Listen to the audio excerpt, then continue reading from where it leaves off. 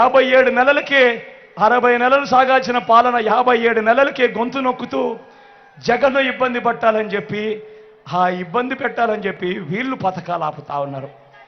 ఆలోచన చేయమని అడుగుతా ఉన్నా. అంతటితో ఆగిపోవడం లేదు ఈ కుట్రలు. ఈ మధ్యకాలంలో ల్యాండ్ టైటిలింగ్ యాక్ట్ మీద, రిజిస్ట్రేషన్ మీద కూడా విపరీతమైన వక్ర భాష్యాలు చెప్తా ఉన్నారు. విపరీతమైన అబద్ధాలు వీళ్ళంతా కూడా ప్రొపగేట్ చేస్తూ ఉన్నారు. నేను అడుగుతా ఉన్నా, రిజిస్ట్రేషన్ ఈరోజు రాష్ట్రంలో చేసుకున్న వాళ్ళు ఏకంగా 9 లక్షల మంది రిజిస్ట్రేషన్ చేసుకున్నారు. అంతెందుకు, మొన్ననే ఈ మధ్యకాలంలోనే ఇదే దత్తపుత్రుడు మంగళగిరిలో వెళ్ళి భూములు కొన్నాడు. ఇదే చంద్రబాబు వియంకుడు, ఇదే బాలకృష్ణ మొన్ననే విశాఖపట్నంలో రిషికొండలో భూములు కొన్నాడు. నేను అడుగుతా ఉన్నా వాళ్ళందరినీ కూడా, వాళ్ళిద్దరినీ కూడా అడుగుతా ఉన్నా, మీ భూములు మీరు కొన్నారు కదా, మీరు కొనిన తర్వాత రిజిస్ట్రేషన్ చేసుకున్న తర్వాత మీకు ఒరిజినల్ రిజిస్ట్రేషన్ డీడ్ ఇచ్చారా లేకపోతే జిరాక్స్ కాపీలు ఇచ్చారా అని అడుగుతా ఉన్నాడు మీ బిడ్డ. మరి ఏకంగా 9 లక్షల మంది ఈ రోజు రిజిస్ట్రేషన్ చేసుకున్నారు మన రాష్ట్రంలో ఈ మధ్య కాలంలోనే. వాళ్ళందరికీ కూడా ఒరిజినల్ రిజిస్ట్రేషన్ డీడ్స్ వాళ్ళందరికీ ఇస్తే ఈ మాదిరిగా జిరాక్స్ కాపీలు ఇస్తా ఉన్నారు. వాళ్ళ భూములన్నీ జగన్ కొట్టేయాలనుకుంటున్నాడు, జగన్ కొట్టేస్తున్నాడు అని చెప్పి ఇంతటి దారుణంగా వీళ్ళంతా కూడా దుష్ప్రచారాలు చేసే కార్యక్రమాలు చేస్తూ ఉంటే వీళ్ళంతా మనుషులేనా అని చెప్పి ఒక్కసారి ఆలోచన చేయమని కోరుతా ఉన్నా. ఈ విషయాలు కూడా మీ అందరికీ చెబుతూ ఇక పిఠాపురం గురించి మాట్లాడదాం.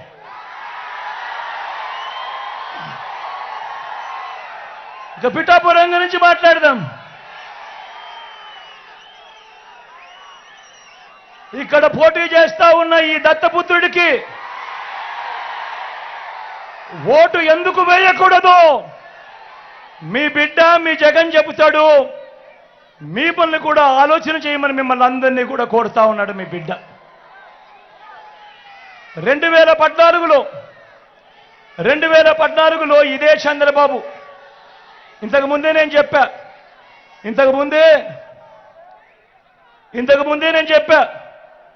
2014లో ఇదే చంద్రబాబు మోసాల గురించి.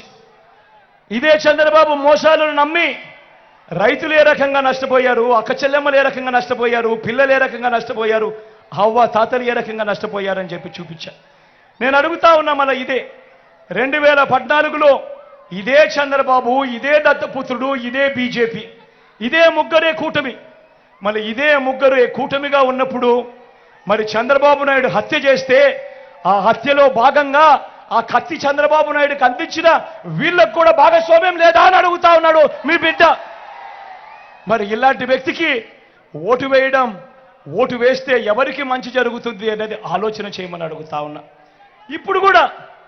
ఇప్పుడు కూడా సాధ్యం కాని హామీలతో చంద్రబాబు మేనిఫెస్టో ఇచ్చాడు. అది సాధ్యం కాదు అన్న సంగతి అందరికీ తెలుసు.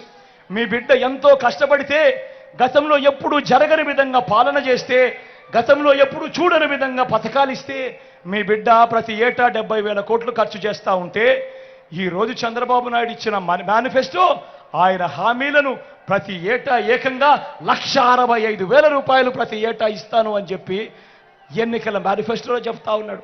అందులో ఇదే చంద్రబాబు ఫోటో, ఇదే దత్తపుత్రుడి ఫోటో. మరి సాధ్యం కాదని తెలుసు, అబద్ధాలు చెప్తా ఉన్నారని తెలుసు, ఎన్నికలు అయిపోయిన తర్వాత పొరపాటును గెలిస్తే మోసం చేస్తారని కూడా తెలిసి మళ్ళీ అదే చంద్రబాబుకు కత్తిచ్చి మళ్ళీ రైతన్నలను పొడవండి, పిల్లలను పొడవండి, అక్క చెల్లెమ్మలను పొడవండి, అవ్వాతాతలను పొడవండి అని చెప్పి మళ్ళీ కత్తిస్తా ఉన్నాడు అని అంటే ఈ మనిషి రేపొద్దున ఎమ్మెల్యేగా అయితే ఎవరికి న్యాయం చేస్తాడు, ఎవరికి మేలు చేస్తాడు అన్నది ఒక్కసారి అందరూ కూడా ఆలోచన చేయమని కోరుతా ఉన్నా.